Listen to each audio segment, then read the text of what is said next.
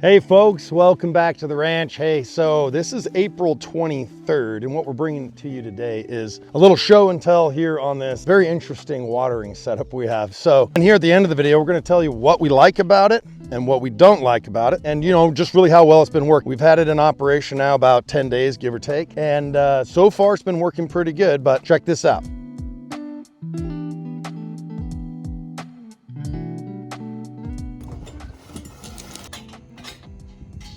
We just got this mounted up. We're gonna put a few tabs of steel to hold this on. Probably have a ratchet strap go around it so it doesn't bounce off. And gonna get this thing into use. As you can see, the frame is larger than the tank. We don't really need it for that, but once we get an auto watering system put in, underground irrigation, we won't be using this anymore, and I'll convert this into a flatbed dump trailer. There you go. Repurposed a bunch of stuff. So really this thing cost me, I think I spent $120 in steel for the frame, the tongue at the steel yard. The rest of it I had. So, cheap solution. Someone could build one of these, obviously, just buying old used axles off of Facebook Marketplace or repurposing an old trailer.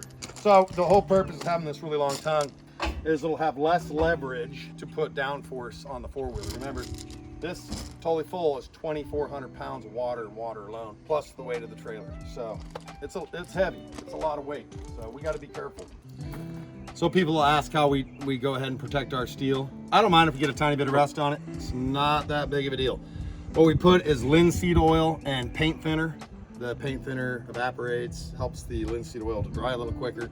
It's a great way to preserve your steel. It might get a tiny bit of rust, but it looks beautiful. It's easy to reapply. It's kind of our thing.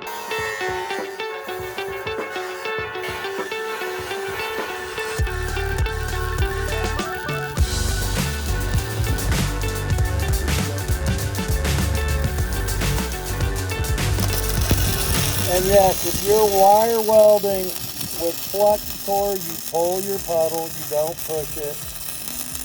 A lot of people have seen me weld and say, oh, you gotta push your weld. Well, that's true. If you're running gas shielding, just about the exact same as if you're stick welding. You don't push your weld with a stick, you pull it, or you come in at a right angle at a 45 or flatter, depending on what you're trying to accomplish. So, pull your welds with flux core. We're gonna weld this on here for a little pull hook so that we can haul the water behind us. Just gonna weld this on and cut it off. We can throw a loop over it, boom, easy.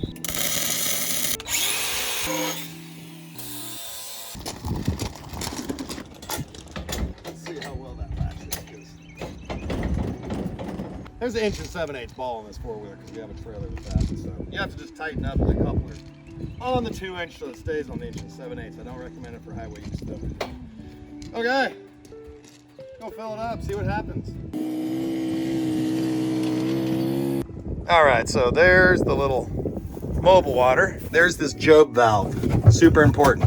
A Job valve is a full flow valve. So when the ball is down and it tells it to give you water, that will give you a full flow of water. It's not just like a toilet valve or any others that are just really low flow. So it should work well for gravity. We're gonna find out.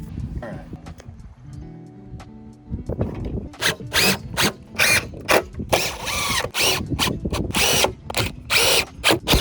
So let's get it filled up. Let's see what happens. It's gonna be heavy. We're gonna take the bung out. This is called a bung. I know some people laugh at that. That's your bung. That's got a check valve on it also, but we're just gonna remove that, leave it open so we don't collapse the tank or blow it up. And we'll just, for now, fill over the top with a hose in it. See what happens.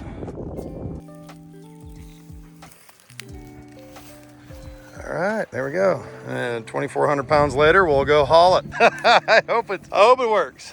All right, she's full.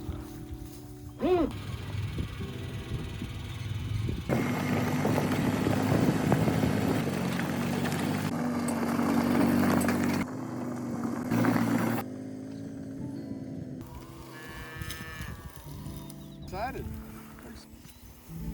So we put it like this to keep the plumbing connection where they can't step on it. Oh, that turned into a rat's nest. You guys are lazy. Oh yeah, they're gonna fight over it. Check that out. Okay, so livestock will take more water, have better hydration, have better body condition if you give their water to them and easier places to access. Not saying guys that are making them walk, you know, a quarter mile, it's wrong. Just saying, if it's more convenient, they'll take more water. See, they have water right up there. That girl's coming back down from it, but see, they're lazy. It's gonna come in really slow because it's gravity feed. It's gonna take a long time to fill, but once they get their fill, it should be good. This thing might have a check valve that's causing some grief. This might make it low. So I'm gonna check that. There's just a lot of air. Yeah, it'll do. It'll be slow, but it'll work once they get their fill. They don't fight too much. Lazy turds. Just walked up the hill.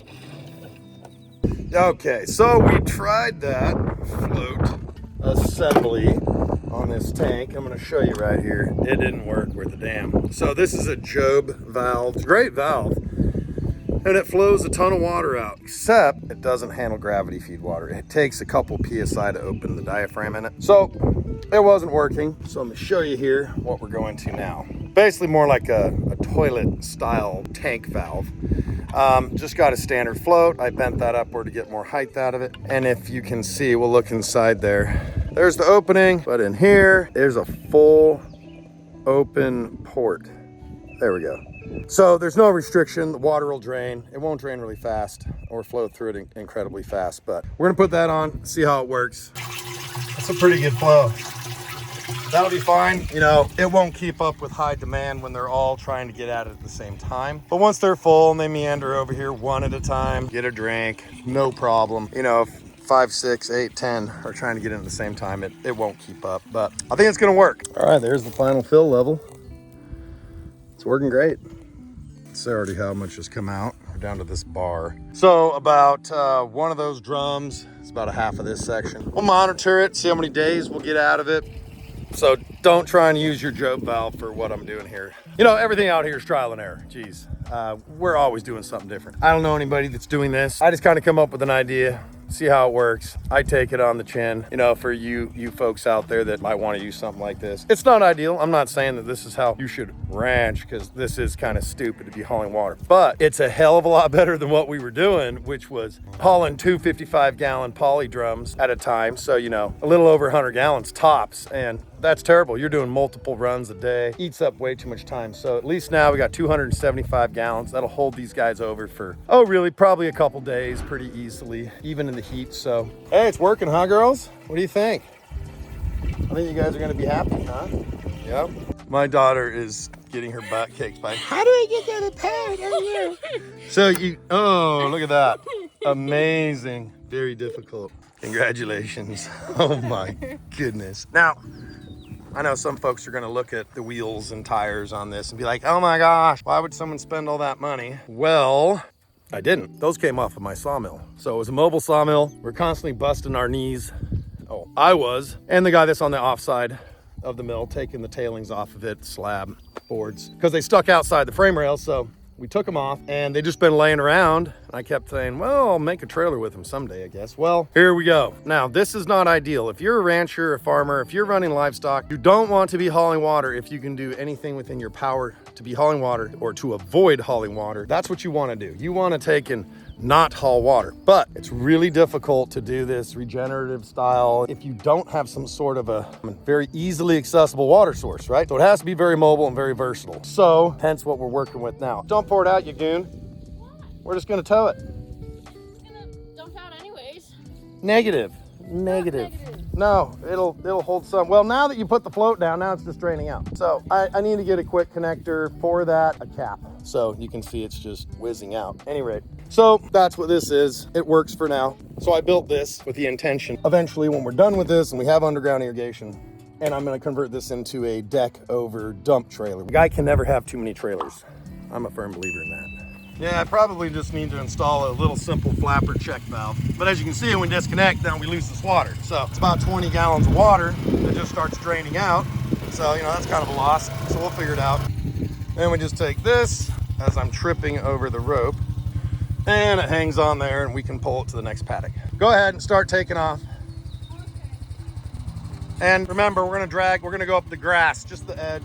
Our road over here, this little road, it is a rocky sucker, so it bounces that thing around really bad. Okay, wait for me.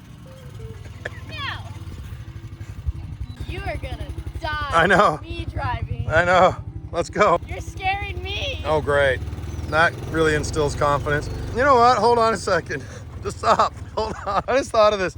That 1 7/8 ball with the 2-inch coupler, I don't know how well it's on there. If I'm standing on the back and the tongue comes off, I'm gonna go for a ride down the hill, so. Yeah. Ready? Uh-huh. If I fall off the front, she's gonna run me over, so that's awesome. Are you in 4-wheel drive? Yeah. Good. All right, we made it. So I don't know why my daughter didn't pull far enough forward. She wanted me to drag this. I'm sorry. She wants to make me work. Yeah, I do. Make me work. Haha. Oh my goodness. I take it. Drag it in. Flip it around. Pull it way in. Pull it in further. Good. Now bring it back. Learn, girlfriend. There we go. Boom. See, the problem is now she wants water. They all want water, and we let all the water come out of it. So they'll kind of fight over water when you first put it in here, and it's not ideal, but pull forward, girl. Can I go fill this thing? Yeah, we will. Let's put water in this so they are happy. Let's see. We made ourselves a rat's nest. I coiled it up good. What are you talking about? Yeah, it's amazing, girl. I know. It's because I'm amazing. Okay. We got to turn the valve on. That would help. Yeah. Look at the baby. So we try and make contact with our cattle as frequent as possible. Any opportunity I get, I'll reach out and touch them. Look at the flies. They're really starting to. We're getting a bit of a crop of horn flies that are bad. I just killed like 20. So simply disconnect. We have a hydrant just right over here. Now we're at the top of the hill, and the problem is we don't have a lot of pressure up here, so it'll take even longer to fill. But that's all right. We're gonna make a little tank farm to end up filling this really fast. Okay, here we are. We're just gonna take and fill this tank up. This fills really slow. It's gonna probably take 30 minutes to fill this up here. Doesn't move much water. Something else to take in consideration, that's 2,400 pounds of water in this tank. So you don't wanna be trying to haul it uphill, or really necessarily for that matter, straight downhill. You're gonna wanna go side hill so it doesn't end up pushing the four-wheeler and crashing you. All right, we're gonna disconnect and go check the horses. Way over there. We're gonna go check them out. They might need water, I don't know. Hey guys, what are you doing? Yeah, you guys are low. You got water, you got plenty of water. All right, maybe some of you folks might know, this is Ona. She is a big beast, she's a beauty. We sure love her. What are you doing there, Blanton? And here's Blanton. He's the ugliest horse I ever did see in my entire life. That guy's got the ugliest head on him. Poor dude. But he is athletic. I'll tell you what, that was one of the fastest horses I've ever seen. He's very light on his feet and he's very explosive. So Ona here, not so much. She's just big and fat. Aren't you, girl? She's a big girl. She goes a little over 2,000 pounds. You look terrible like that, girlfriend. Your head looks huge. But they got water, they're good. All right, so that's it with these. We're gonna go down below and do a few other chores. We might not bore you with all that, but I think Grayson and I are gonna go maybe do a little fishing. He bothers me every day, many times a day to go fishing. Don't you, buddy? Yep. All right, quick overview. So once again, we already own the wheels, tires, and axles, springs, and hangers. They came off of my sawmill, so that didn't cost us anything. I went and purchased this tubing. This is 2 by 3 inch, 1/8 wall thickness. We got a 3 by 3 tongue here, and that's 3/16. We repurposed this tank from some product that we put on our land. This cost us also nothing. So I hope that made sense. Not, go ahead and, ask questions, leave them in the comments below, and we'll answer them as best we can. What do you think about it so far, Trinity? I mean, compared to what we were doing last year. I like it a lot better than the trailer. Trailer kind of sucked. I mean, than the drum. Double drum? The Yeah. double drums. Yeah. It was like, Well, what's the biggest drawback of the double drum that we were using? you had to go back and forth like 4 different times. Right. So is this ideal? Is this the way we want to run for the rest of our lives here on the ranch? No, not at all. But I would say this is a 50 times improvement over what we were doing. I mean, literally. In a future video, once we get it set up, we're going to show you how we're going to start filling this really fast, and that's going to make it that much more efficient. So that's it from us here on the ranch. We really appreciate if you haven't subscribed, please do so. We sure appreciate it, guys. We'll see you here on the next one at Tick Creek Ranch. Have a good one.